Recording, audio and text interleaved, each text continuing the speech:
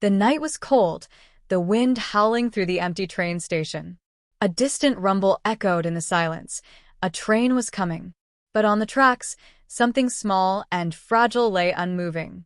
A baby, abandoned, left to fate. The world moved on, unaware, uncaring, until a hero stepped forward. Not a man, not a guardian, but a horse.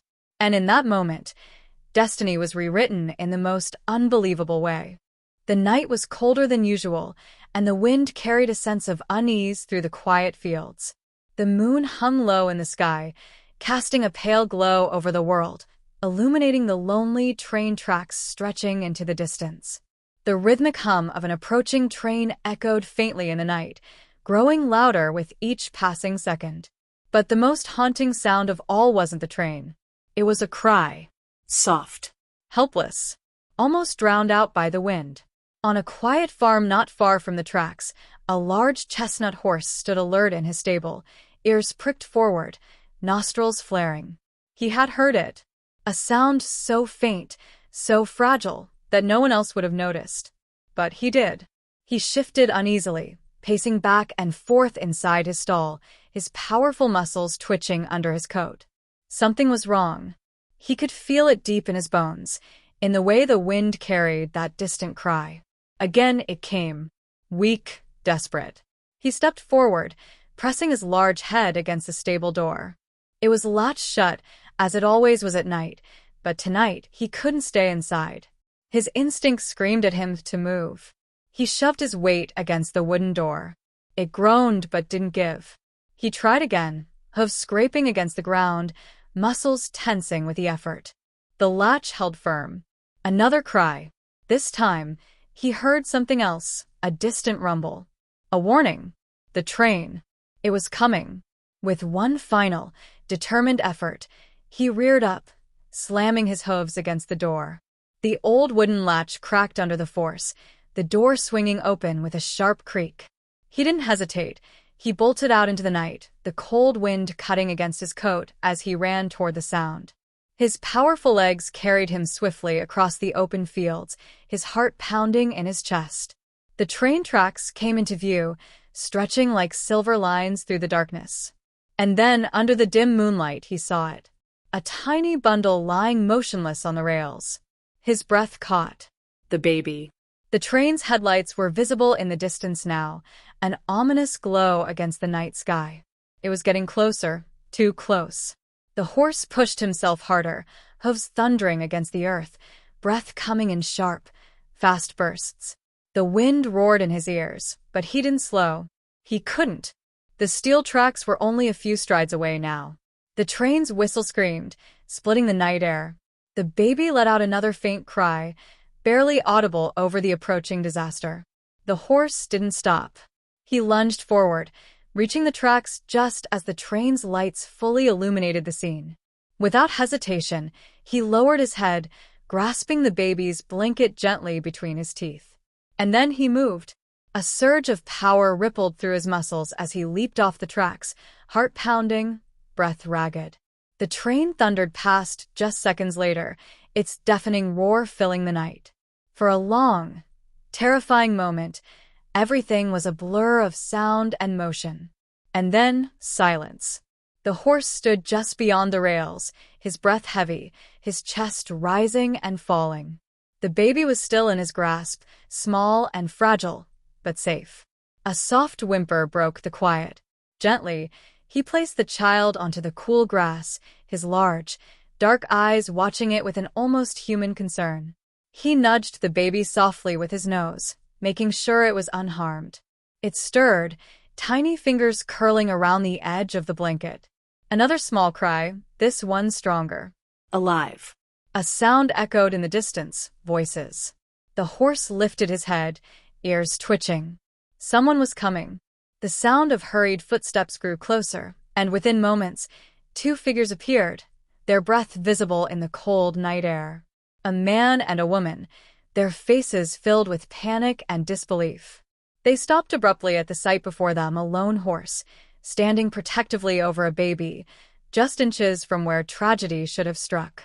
The woman let out a strangled gasp, her hands flying to her mouth. The man dropped to his knees beside the baby, his hands trembling as he reached out. "He saved her," the woman whispered, eyes wide with shock. The man scooped the baby into his arms, his face pale with emotion. "This horse, he just saved her life."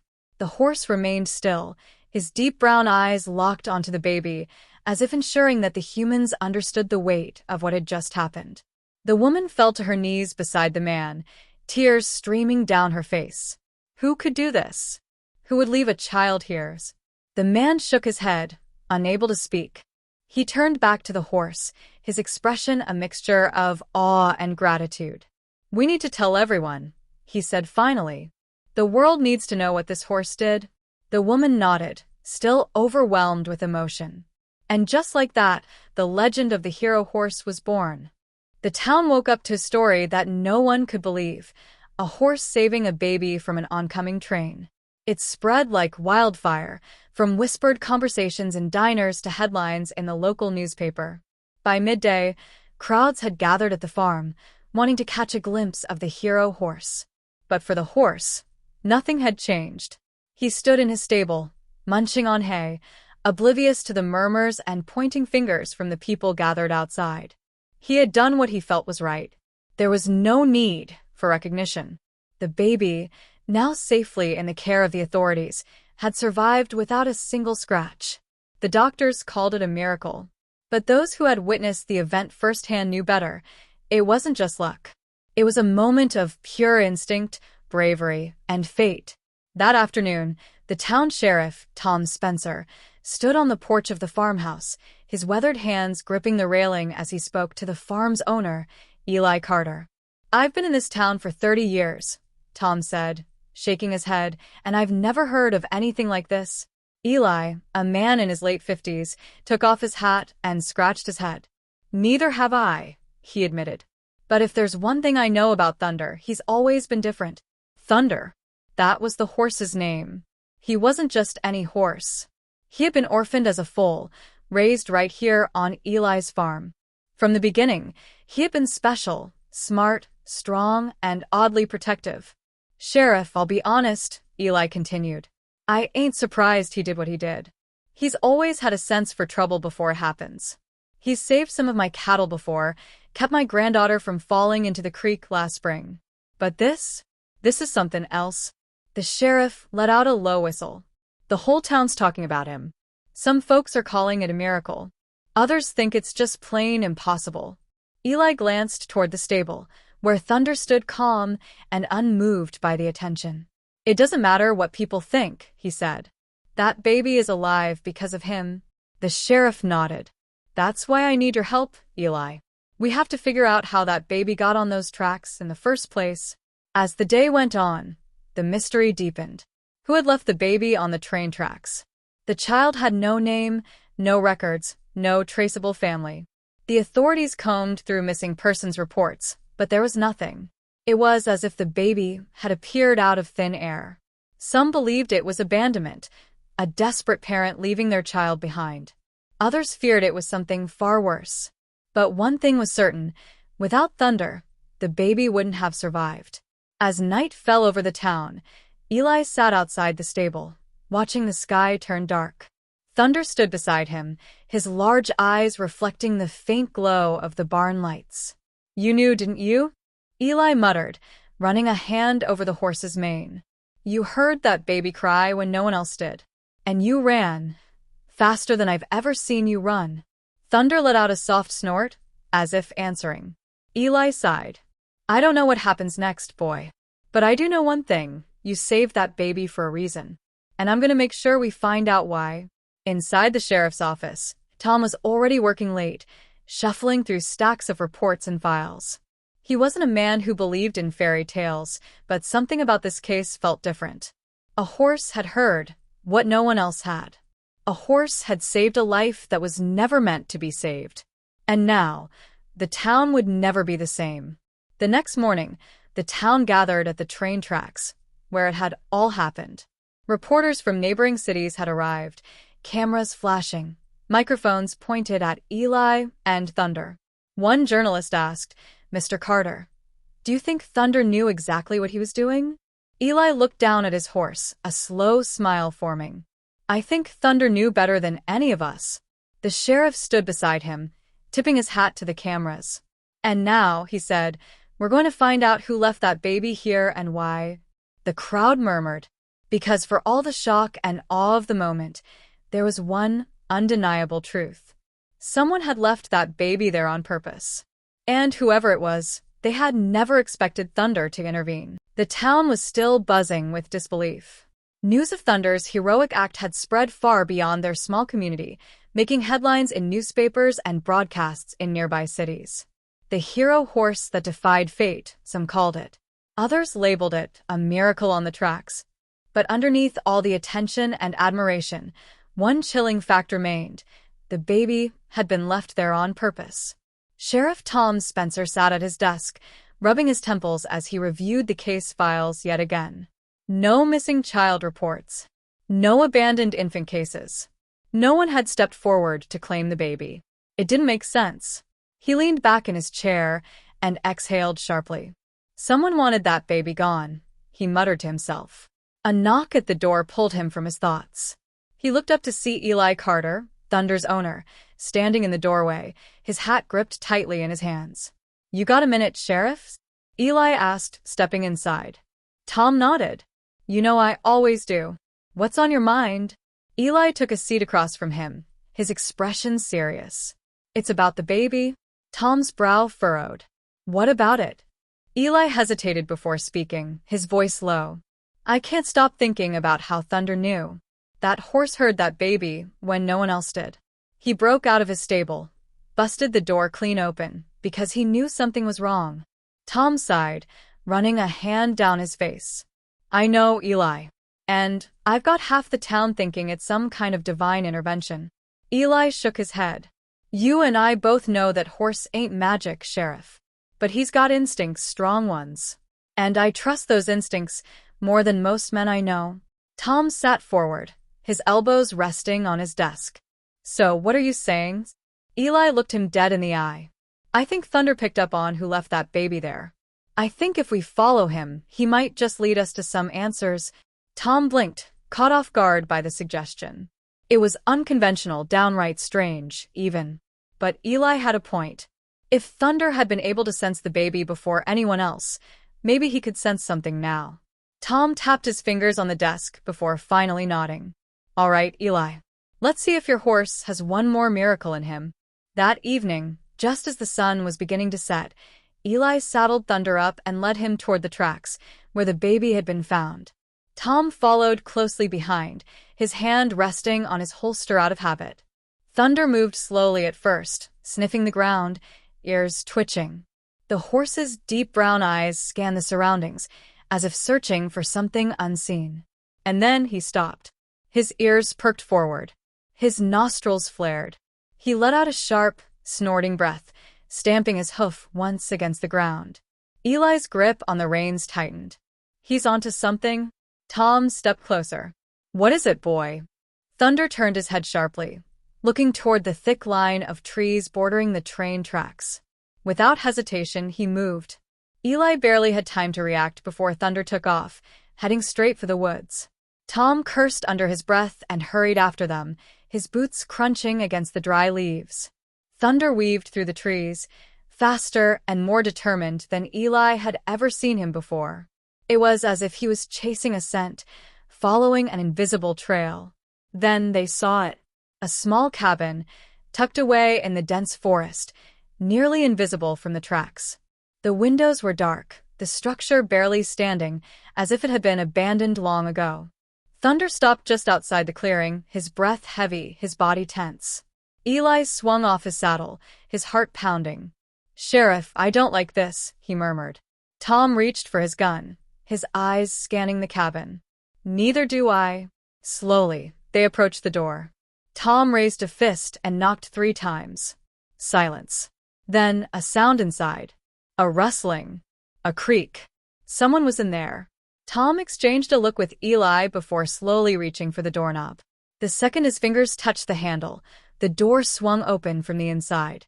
A tall, disheveled man stood before them, his clothes tattered, his face gaunt. His eyes flicked between the sheriff and Eli, then landed on Thunder, who was staring at him with an intensity that sent a chill down Tom's spine. The man swallowed hard. "You shouldn't be here." Tom tightened his grip on his gun. "And you shouldn't have left a baby on the tracks." The man flinched at the words, his hands trembling. He stammered, glancing over his shoulder as if expecting someone to come to his defense. Eli stepped forward, his voice low. "The horse led us here. He knows what you did." The man's eyes widened, flicking to Thunder again. His entire body sagged as if the weight of a secret had finally become too much to bear. He exhaled shakily. "I didn't know what else to do," he whispered. Tom narrowed his eyes. "Start talking?" The man hesitated for only a moment before stepping aside, gesturing for them to come inside. Eli exchanged a look with Tom before stepping in first. Thunder, as if sensing the importance of this moment, stayed where he was, his deep brown eyes never leaving the man. And for the first time, they were about to uncover the truth. The dim light inside the cabin flickered weakly, casting long shadows across the decaying walls. The air was thick with dust and dampness, the scent of old wood mixing with something heavier. Guilt. Sheriff Tom Spencer and Eli Carter stepped inside cautiously, their eyes scanning the darkened space. The man, now looking smaller than before, swallowed hard as he leaned against the rickety wooden table in the center of the room. His hands trembled, his face pale. Thunder stood just outside the doorway, silent, watching. The hero horse had led them here, to the truth. Tom took a slow step forward, keeping his hand on his holster. "You said you didn't know what else to do," he repeated, his voice low but firm. "So tell me, what did you do?" The man exhaled sharply, his eyes darting between them before finally landing on the floor. "I didn't mean for it to happen this way," he murmured. "I swear." Eli's fists clenched. "You left a baby on train tracks. That ain't something you just didn't mean to do." The man winced. "I was trying to protect her," he whispered. Tom's expression hardened.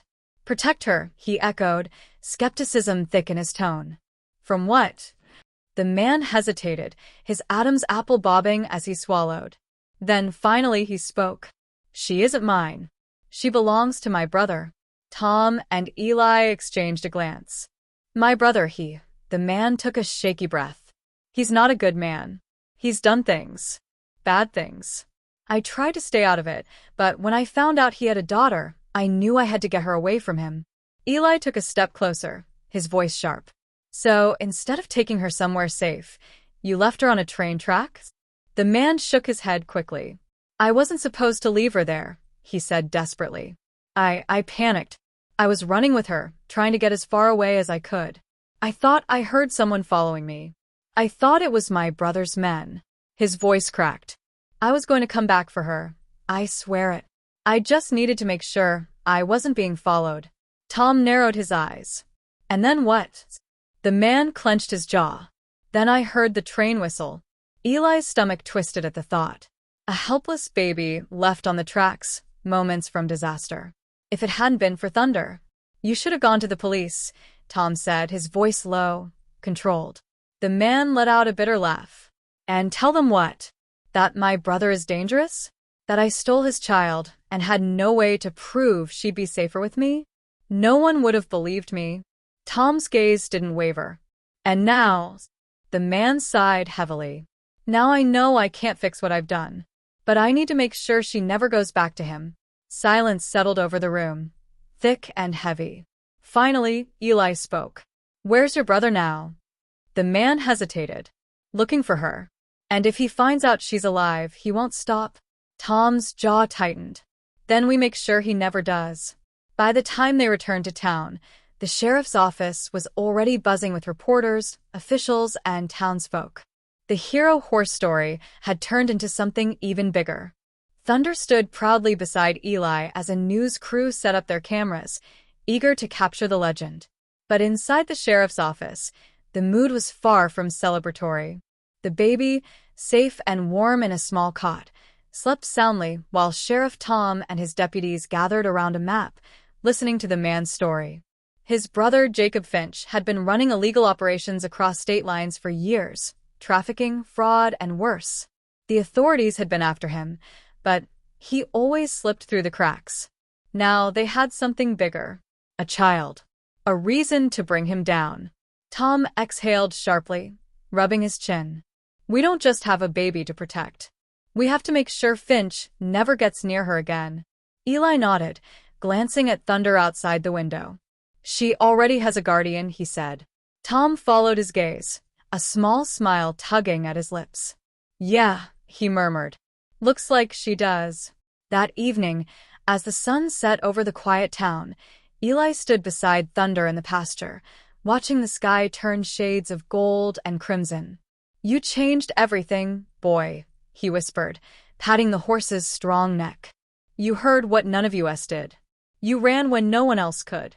And because of you, she's got a chance at a life. Thunder let out a soft huff, nudging Eli's shoulder. Eli chuckled. Yeah, I know. You're not in it for the glory. Across town, the baby's new caretakers watched over her, unaware of the legend that had already begun. A child who had been given a second chance. A town that had found a hero in an unexpected place. And just beyond the quiet fields, in the dim glow of the rising moon, a lone horse stood tall, a silent guardian, a savior, a legend. The town had never seen a story like this before. A hero horse, a baby saved from the brink of tragedy, and a dangerous man still lurking in the shadows. What had begun as an unbelievable act of bravery was now unfolding into something even bigger, a fight for justice, a battle for a child's future, and a race against time. Sheriff Tom Spencer sat at his desk, eyes scanning a list of known associates tied to Jacob Finch, the man who had left the baby behind. His deputies had been working around the clock, following leads, reaching out to state officials, and gathering enough evidence to ensure that when Finch was caught, there would be no escape. We've got a location, Deputy Carter announced as he stepped into the office, tossing a file onto the sheriff's desk. Warehouse on the east side of town. Word is Finch has been seen there. Tom exhaled, rubbing the bridge of his nose. We go in quiet. I don't want him getting away this time. The baby, now named Hope by the temporary caretakers, slept peacefully in the next room, unaware of the storm brewing around her. That night, Eli Carter stood by Thunder's stable, brushing the horse's mane. The past few days had been a whirlwind, news reporters, strangers coming to see the hero horse, the baby's fate hanging in the balance. You know, boy, Eli murmured, I always knew you were special, but I never imagined you'd be out here saving lives. Thunder nudged his shoulder, as if reminding him that it had never been about recognition. It had been instinct, a call to action when no one else had heard the baby's cries. Just then, a rustling sound in the distance made Thunder's ears flick forward. Eli froze, tightening his grip on the brush. Who's there? Silence. Then footsteps. Eli turned just in time to see a shadowy figure dart past the fence line. Thunder let out a sharp snort, stomping the ground, muscles tense. Eli didn't hesitate. He grabbed the shotgun from inside the barn and took off toward the intruder. But by the time he reached the edge of the property, the figure was gone. His stomach twisted. Jacob Finch was watching. By the time dawn broke, Sheriff Spencer and his team were in place. The warehouse Finch had been hiding and was quiet, too quiet. Tom motioned for his deputies to move in. Within seconds, the doors were breached. Empty. Dust swirled in the dim light filtering through the high windows. Wooden crates lined the walls, some half open, revealing stolen goods, smuggled items, evidence that Finch had been here, but wasn't anymore. Tom gritted his teeth. Sir, one of the deputies called. You need to see this. Tom followed him toward the back of the warehouse, where a small, discarded baby blanket lay on the floor. The same blanket the baby had been wrapped in that night on the train tracks. Jacob Finch had been here, and he knew they were closing in. Back at the farm, Eli paced restlessly while Thunder stood at the fence, eyes locked on the horizon as if he, too, could sense the impending danger. Then, just as Eli turned to head back inside, the sound of tires crunching on gravel filled the air. A black truck came into view, stopping at the edge of the property. The driver's door swung open. Jacob Finch stepped out. Eli's breath caught. Thunder let out a deep, low snort. Agitated, ready. Finch raised his hands, his face a mix of arrogance and amusement. Relax, old man. I'm not here for trouble. Eli's fingers itched toward the shotgun leaning against the stable wall. You shouldn't be here at all. Finch smirked. I came for what's mine. Eli's jaw clenched. That baby? She's not yours. She's my blood. Finch shot back, his voice sharp. And you? You're just some washed-up farmer playing hero. Eli took a slow step forward. She doesn't belong to you. And you don't deserve to call her family. Finch's expression darkened. Then, Thunder moved. Without hesitation, the great chestnut horse stepped between Eli and Finch, muscles tense, eyes locked onto the man who had abandoned a helpless child to die. Finch laughed dryly. What's this? You think a horse is going to stop me? Eli didn't smile. This horse already did. For the first time, Finch's confidence faltered. He knew. The whole world knew. Thunder had outsmarted him once before, and he would do it again. The sound of sirens in the distance made Finch's expression twist with fury. Tom Spencer's voice rang out from behind. Jacob Finch, you're under arrest. Within seconds, deputies surrounded the property. Finch's hands balled into fists. He took a step back, weighing his options, but there were none. A moment later, he was on the ground, cuffed, his reign of terror finally over. As the officers pulled him toward the squad car, Finch's eyes flicked back to Eli and Thunder. You have no idea what you've done, he spat. Eli exhaled. Yeah, I do. Thunder let out one final snort, as if sealing Finch's fate. A week later, the town held a gathering in Thunder's honor. People from near and far came to see the hero horse, the animal that had done what no human could, the one who had saved a child, the one who had led them to justice. But for Thunder, it had never been about recognition. He stood in his pasture, grazing under the golden sunlight, content in the only way a true hero could be. And in the distance, safe in the arms of her new family, baby Hope watched with wide, curious eyes. She would never remember that night.